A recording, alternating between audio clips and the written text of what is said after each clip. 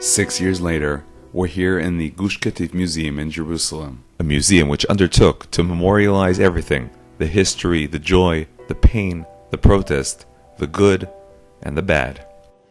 At the entrance to the museum, we familiarize ourselves with the chronology of Gush Katif, the history of Jewish settlement in Gaza. We started it here in the timeline of the Jewish history in Gaza, from our forefather Yitzchak until 2005, the disengagement from Gush Katif, the expulsion. Many visitors are surprised to find out that this is not just a number of communities that were established in recent times, but rather a history that is recorded in the Bible. This is one of the most important walls in the museum, because there are many new things here that people don't know about, like all the expulsions that took place throughout the centuries in Gaza. On the other side of the wall there is a map to place Gush Katif and show its relative size, and in the middle there are pictures that are certainly worth more than thousands of words. Through the pictures you can learn a bit about life in Gush Katif. A couple named Yehuda and Miriam Gross, Holocaust survivors who came to settle in Gush Katif and were expelled a second time, this time by Jews, and Ariel Yered, a boy who came in critical condition to the hospital when he was 3 months old after a mortar attack. Thank God he's alive today.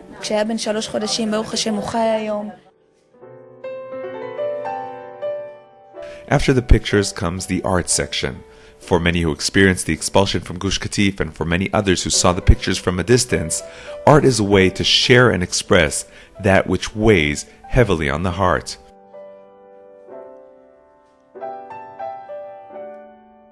Before we go into the black room, we are in the orange room. Orange, the color of the protest and the struggle against the expulsion, is the color that is seen here on posters, flyers, and photos, a documentation of a diverse mass protest that left an impression one way or another. Here's a wall that is filled with posters that were published before the expulsion and which called on people to come to protest, to pray at the Kotel.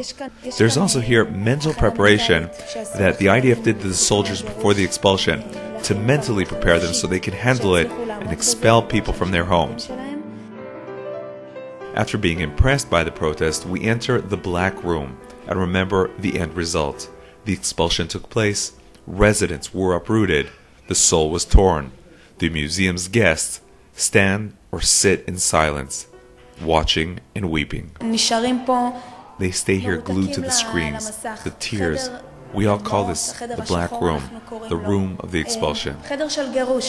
We see a video of Rabbi Hanan Porat praying and protesting with all the strength, and remember his difficult condition today and pray for his recovery. There is also works of art in the black room, those that have to do with the destruction itself and the large rift. But the black room is not the last room. The last stage is the present, a room that displays the status of the expellees who are scattered all over the country today.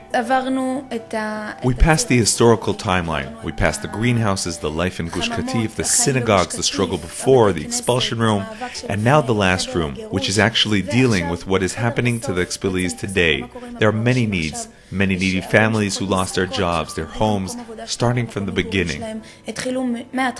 And here is a memorial wall for the dead of Gush Katif. Many of them were uprooted from their burial places in the sands of Gush Katif. When we speak with the visitors to the museum, we understand that this is not just a visit that teaches something or turns on some kind of emotion. The conversations after the visit, the insights, the dilemmas, and the lessons learned remain long after the visit in this small museum in Jerusalem.